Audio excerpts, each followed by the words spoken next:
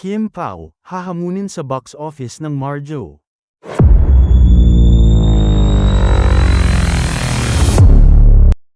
Hahamunin ni Jolina Magdangal at Marvin Agustin ang ibang love team na nag-box office sa kanilang mga pelikulang ipinalabas nitong 2024 na gaya ng Josh Lea o Joshua Garcia and Julia Barreto pati na ang higit sa 1 billion halaga ng team-up ng Kathden o Catherine Bernardo and Alden Richards.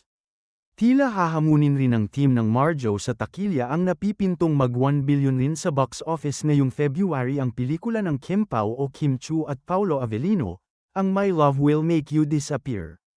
Inilabas na ang teaser ng reunion love team ng dalawa via movie na XX Lovers, na base sa caption ay sa February 2025 ilalabas ang pelikula.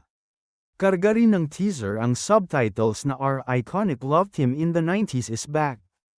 Pinosti ito ni Regine Velasquez Alcacid sa kanyang IG wall ang trailer ng movie kung saan nagpahayag ng kanyang excitement ang Asia's Songbird.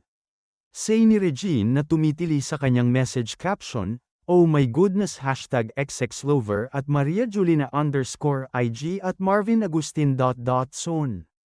Tuldok, isang rom-com ang tema ng pelikula na nagpapakita ng comic prowess ni Jolina at Marvin. Ikinatuwa naman ito ng ilan at pinuri si Regine na very supportive raw nito.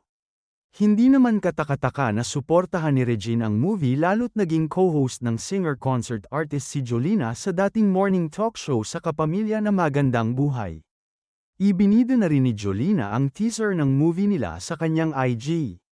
Kung mauuna ang pelikula ng Marjo sa showing ng Kim Pao, maaaring kumita ito. Pero kung ilalabas ito pagkatapos ng My Love Will Make You Disappear, baka mahihirapan na uling makapag-reunion uli si Marvin at Jolina.